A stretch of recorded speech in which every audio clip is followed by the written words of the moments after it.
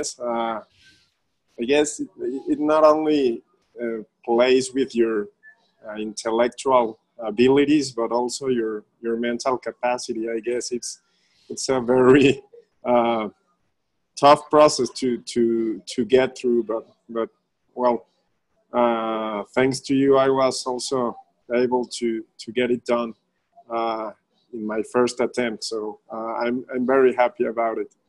Well, I am so glad that you were happy about it. I mean, you've had, I'm looking at the document that you sent over, improving from a 590 to a 710, and that you say you didn't do as well in verbal, but your improvement in quant is quite incredible. You know, Q38 to Q50, phenomenal. Yeah, I mean, to be honest, it really annoyed me at the beginning, my verbal score, because I'm confident that at least at those ranges, I was able to score higher, but I think it was partly a self-imposed pressure because I decided to tackle on the quant section first. So I just got in like a bull to it. So I felt quite confident by the time I got to the break. I even I finished really like 3 minutes before, but I took it really slow for the last questions so I ended up not spending all the time in quant, but I got to take the break, and at first I felt amazing, like I really killed the exam, but afterwards I started to feel like some kind of self-doubt, like what if I was getting all those questions right, because or I felt like those questions were easy because I was actually getting them wrong, and so I started to freak out, like no. So this is in the middle of the verbal section, just to clarify. That is before the verbal section. During the break. Yeah, during the break. So I felt amazing. I really stormed through the quant part. But then, like it's supposed to be getting tougher and tougher and tougher. And I was like, well, there were tougher questions at the end, but I didn't feel like I was, like really like challenging myself to the fullest. So I started to doubt that I had done a great job, because and the only reason is that I felt actually really great. I felt so great. I was not sure I did so great, because I was expecting the questions to get tougher and tougher and tougher. And I don't know if you had the chance to see my quant section. I sent you, I shared with you the... ESR? Yes. Yeah. So during like the first 22 questions, I got every single question right. So that's what I'm like, I felt like that, but then you don't know, right? And you start to think like, maybe they are just easy questions because I'm getting them wrong. So when I came back to the verbal part, I had some extra pressure on me, because I was like, oof, if I didn't do so good, I need my verbal to be at my highest point. So I took way too much time analyzing each reading question, but it was actually because I self-imposed that on me after I had stormed through the quant part. So when I analyze your ESR and so now that you're putting the story together, I can really see it play out on the verbal part, where in the first 20 questions, the first two groups, I think it's about 22 questions, you spent a lot of time, and you did really well. You just made 2 mistakes, if I remember, on the verbal side. Then you fell short on time. In the third part, you made, if I remember correctly, either 5 or 6 mistakes out of the next 9 or 10 questions. But you took just a minute and 15 or a minute and 20 on an average for each question. Yeah. And the last part too. So I could really see, hey, in terms of the ability, you were right there. And then because, I think you were double checking your work. Yeah, totally. That's when so let's talk about your preparation. I mean, you started preparing, I think, what you've telling me, what you've told me over here on this document is, so 2 months prior, so basically somewhere around middle of April, you started preparing with another prep company. Yeah. And you really said, your quant wouldn't improve. You took a mock test. You were at 590 with a Q38 and V33. Yeah, I actually had like a pre-assessment kind of quiz just with the quant part, and I was scoring lower actually than the Q37. I think like Q35. But after 2 months, it's not just because my mock test said I wasn't improving as much. It's also because I didn't feel like I was improving as much, and I don't want to talk about anyone. Some people do better with. That's true. But the thing is, it was based on this. Hey, try this answer. Try this other answer. And I was like feeling like I wasn't getting like what is going on really inside question. And then you have to think about the negative cases and the between 1 and 0 and between -1 and 0. You and were learning. Yeah. So I wasn't really, as you like to say, like really getting the concept straight. Mm-hmm. And actually, like, I believe it was a day after or a week after, I signed up through one of these blogs. I don't remember the name. I think it was not it was GMAT Club. Mm-hmm. Through GMAT Club, I had an invitation to join your number property session. Mm-hmm. And you actually mopped the floor with me. I was so unprepared. That's when I really realized the extent of my unpreparedness, so to speak. I was like, man, these 600 questions, it's like I would not answer these questions correct in a million years, right? And let alone the 700 questions that are the end. And at that moment, I decided that I wanted to switch to your prep company. And it was amazing from the get-go. I really started to feel like even if I took it took me longer than I would have wished, but that's also related to professional factors and all that. I always, I like to say that I trusted the process because I kept improving. I knew I was improving. And every time I did an application quiz or a practice quiz, I felt like I was getting better and better and better. And that gives you the sense of confidence. You need to keep on going. Even if you're at Q42 and then Q45, if you feel like you are improving and improving and improving, that really gives you hope that at the end of the road, you're going to get to your desired quant score, which my desired quant score was actually, I was aiming for Q49 actually. So it was awesome. I mean, Q50 is better. Yeah, totally. So it was great. I really focused on my quant section. Verbal, I actually bought, like really at the end, I purchased. I saw that, yes. But I just went through a couple of critical reasoning modules. I think that those were great. But the thing that I was running short on time. Like my exam was already like 3 weeks away.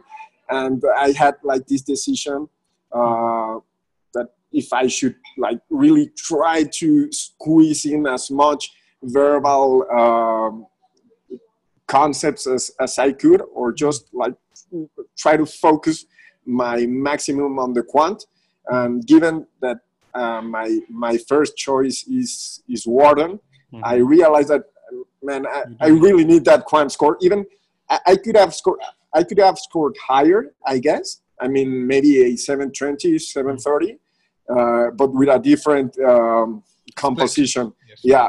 and what really makes me happy is that Q50, because I know, I mean, it like the 710, I know it hardly catches an eye like a 740 or 750. Well, 750 means you did great at both, but 730, you can get to 730, I guess, with even a Q47 if you have like a V40. Yeah. Global score. So you can get there, and on paper, I know it looks better, but I felt better. I felt better because it's much harder to ace the quant section than the verbal section. So given that, also I thought about my school preferences that are for most of them highly quantitative. I decided to leave. Although I thought it was an amazing course and I wish I had more time to really delve into it. But I decided to, hey, let's go back to the Scholaranium Quant section. And it was super cool. And even though I really think your very hard Scholaranium questions are like very, very, very hard. I mean, it's like, it's impossible to get like on time all those questions correct. But I just kept focusing on two things. The medium questions, which I assumed were like in the high 600 level, I have to get them correct 100%. I can't miss one of those questions. And I have to get a really fair, I have to do fairly good on my hit ratio in hard and try to tackle some very hard questions. And I know that, like, thinking strategically, maybe, I know that's going to get me there. But I can't miss a single one of let alone easy questions. The medium questions, I have to get them through, like, completely right. And I think that's what I did in Scholaranium. Even, I mean, at some tests, I couldn't finish the tests, and I had, like, 25%, 30%, but my medium questions were almost always correct, which gave me that sense that the foundations were there, and that I just needed to really try to take the concepts to the next level and focus on the hard questions and very hard questions. And at the end, I was just reviewing the same questions, but the very hard. And I thought it was like training soccer with Real Madrid, and then coming in and playing with my friends. That's why I felt so confident and so great about the test. And that's why I believe I didn't miss any of I don't know the exact number right now, but 22 questions, because I mean, I felt those were real easy, and they had to start pushing me to the next level. And that's partly because I felt I was training with the really tough questions, trying to really understand all the ways in which a question can be asked, all the concepts. So it was amazing, and I think the results speak for themselves, and of course for me. But I know you've had an amazing story of success over the past years, helping candidates like me. And maybe on a personal note, I would really like to thank you. I know I heard you in some webinars speaking about also doing your MBA in the US, and I know schools are pretty conscious about this concept of impact in other people. And let me be completely honest with you. What you do really has a true and palpable impact in so many young professionals trying to advance their careers, to accomplish their dreams. You sometimes, I don't know if you realize it, but like what you are doing, and the people that work with you and that collaborate with you, all the people at e-GMAT are like really making a true impact in the lives of those people and the people that will come after them. Not only, and I'm not talking about only future candidates, but by the people that these candidates, when they graduate, they will go about their lives in some companies, maybe set up new companies, and also have an impact. And it all started here, right? With a dream and a bunch of people that was willing to put in their best effort to prepare students to ace these tests. Thank you for that. This is, there are these success stories that make our day, and we have people who, yesterday I spoke with a guy who scored a 780, but that person started with but again, remember, here's the thing. That guy started with a 730, improved to a 780. He improved his verbal score from a V37 to a V47. Wow. Okay. And but again, he was someone who would have already done reasonably well, even had he not bought our course. He would have probably scored a 750 rather than a 780, but which 750 is a pretty decent score. But when I look at impact such as yours, that's where I think about where someone who was probably not thinking about a Wharton or a Kellogg, but could really have an impact, and we help those people get to that next level. That's what's really, really empowering for us. We just, earlier this year in July or August, I spoke with someone who's from Southeast Asia, and she improved to a 740 from a 590. Wow, that's cool. And she was, she also runs her own business like you do. Not in real estate, but in some other areas. And she had never thought she would study at Kellogg, and she's now studying at Kellogg. She's right now at Kellogg at this point in time. And so these are the stories that really, where there are people for whom we are an alternative, and then there are people for whom we are an enabler. And I think that's kind of what we really want to do for more and more candidates, because an MBA is a life transforming experience for most people. And if you are capable in all other respects, but if this is just this exam that is holding you back, then I think there has to be a solution to help you get there. Yeah, I totally agree. And I don't know how many students from Latin America you have, but I think it is a known fact that students from Latin America, we tend to score lower, especially in the quant section. Yes. So, I mean, I have a couple of I know a couple of people that are also applying in this round too. One of them actually got a 730, and the other one got a 710. But neither of them have a Q50. So it's like I don't know. I'm not gonna talk about education systems and all that, but it's a known fact. I mean, you can look at statistics and see that people from Latin America score lower, especially in the quant section. So I think people everywhere score lower, and here is a reason for that, which is when you think about Q50, it's not just a pure score per se, it is also a comparative score.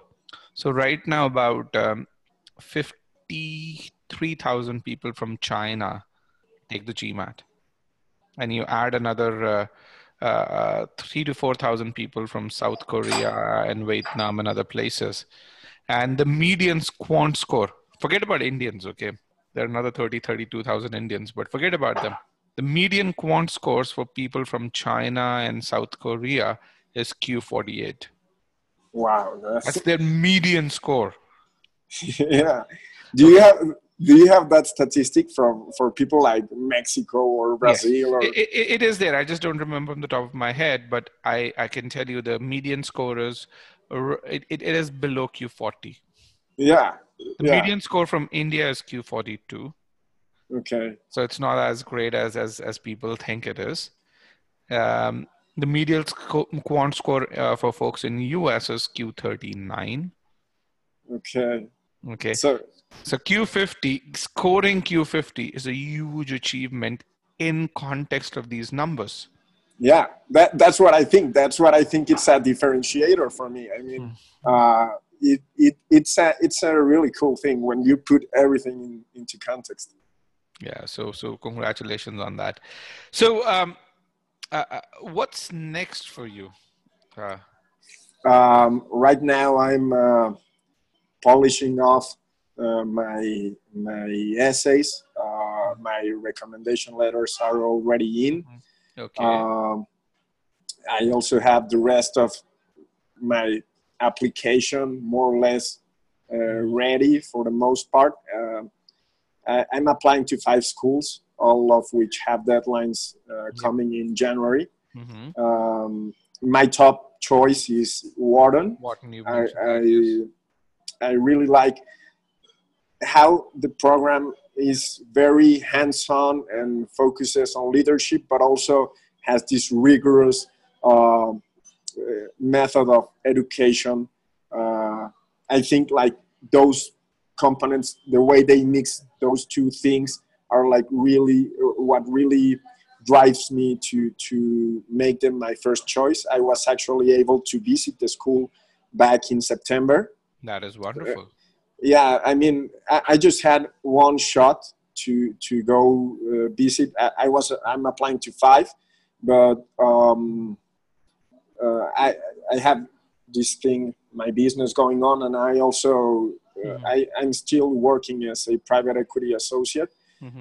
So I didn't have much time to leave, and I was also preparing for the GMAT. I thought, I mean, there's no point in going to HBS if at the end I'm applying with a 630 in the GMAT, right? So let's use that time to prepare instead of just going to visit. So I really made a conscious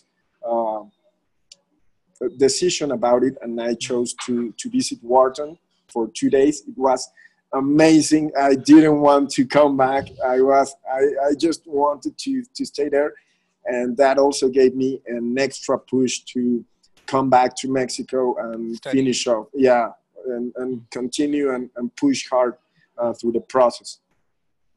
That is wonderful. So, who are you working with on the essays and other things?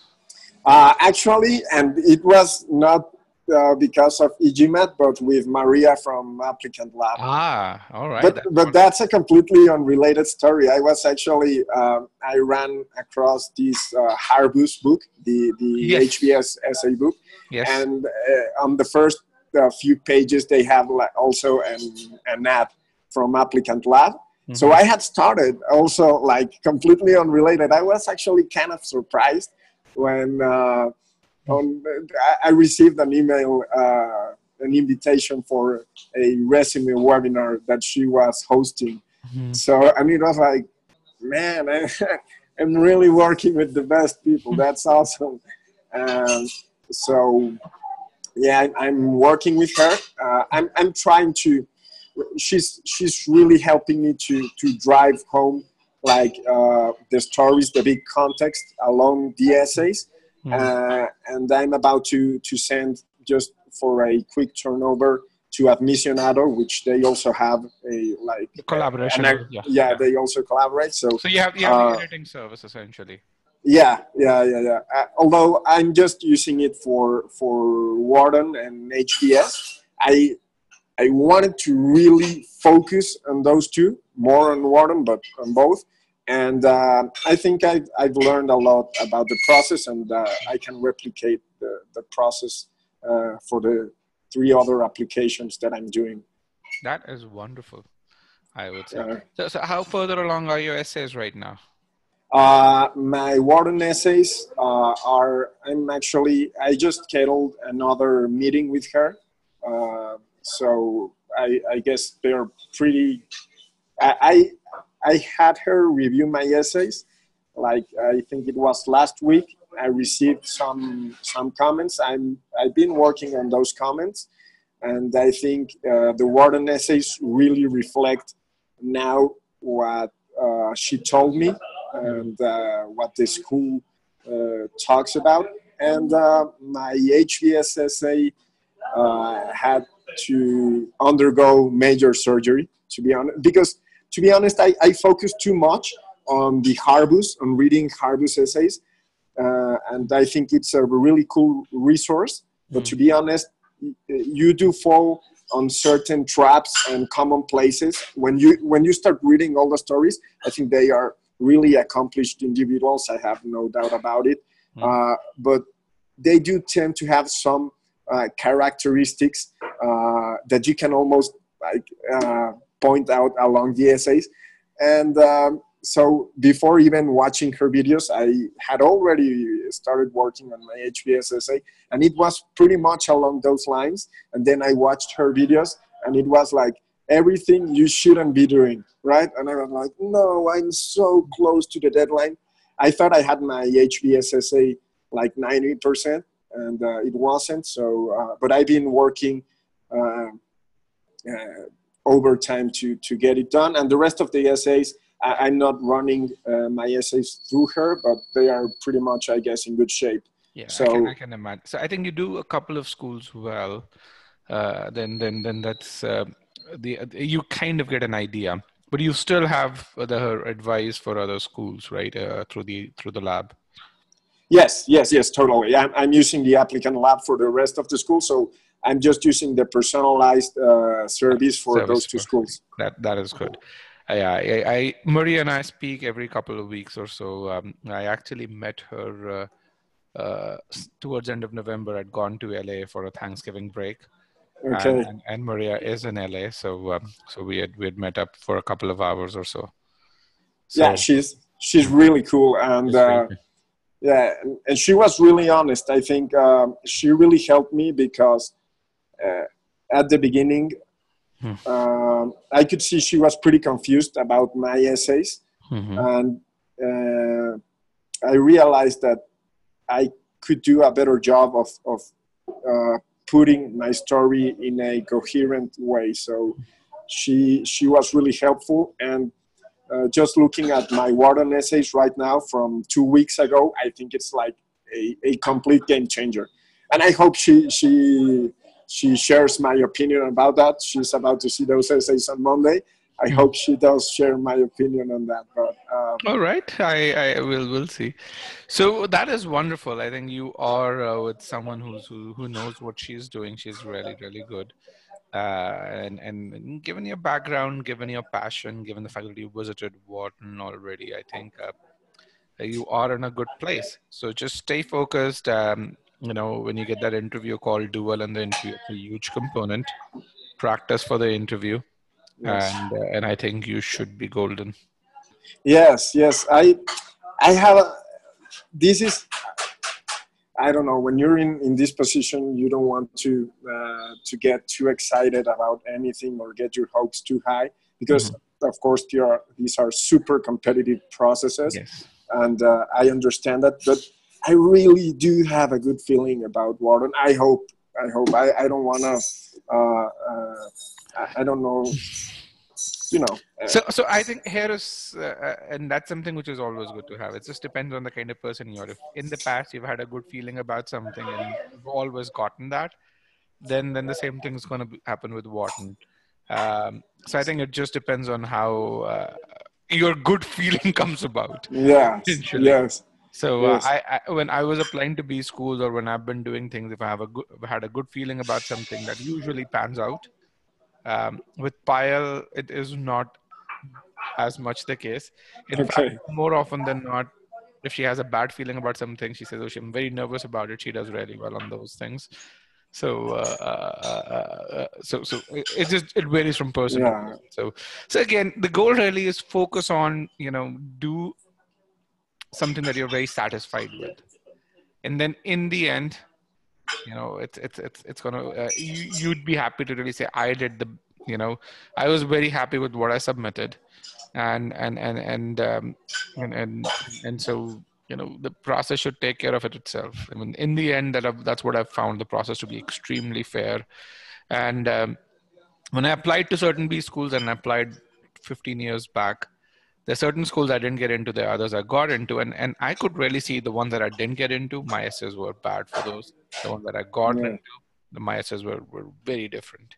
Yeah, it's a holistic process, I know, and I just hope to get there. I also had like I've had some personal connections there. When I was there, I had the chance to meet students which I didn't know before, but just from the experience.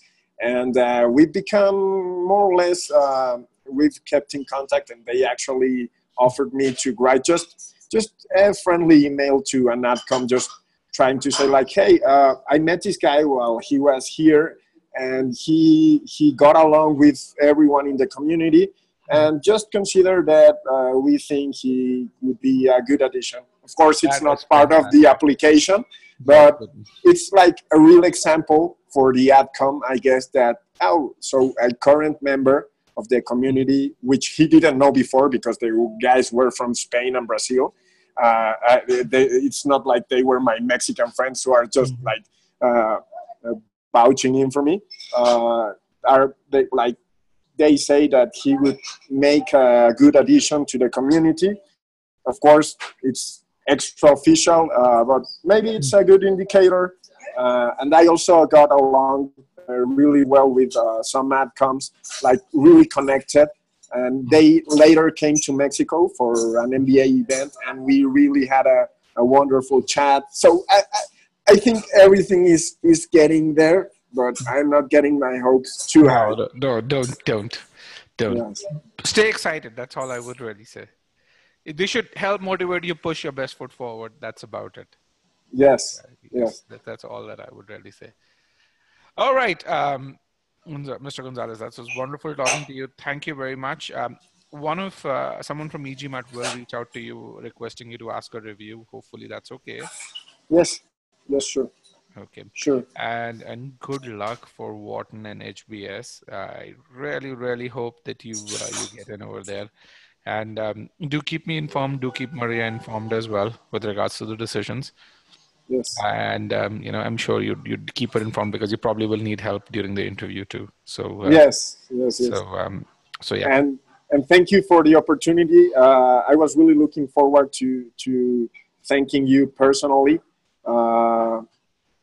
You're really doing an amazing job, and I have a couple of friends that are actually starting their process for the next application cycle. They are as nervous as everyone gets about this GMAT process, and I absolutely recommended them, like, man, you just take this e-GMAT course. You're starting off with a lot of anticipation, which is great. I mean, starting in January for round 1 in September, you're totally gonna do well on your applications. You're gonna do well on your GMAT. Just really focus on the process, focus on understanding everything, the question, the concept, and not just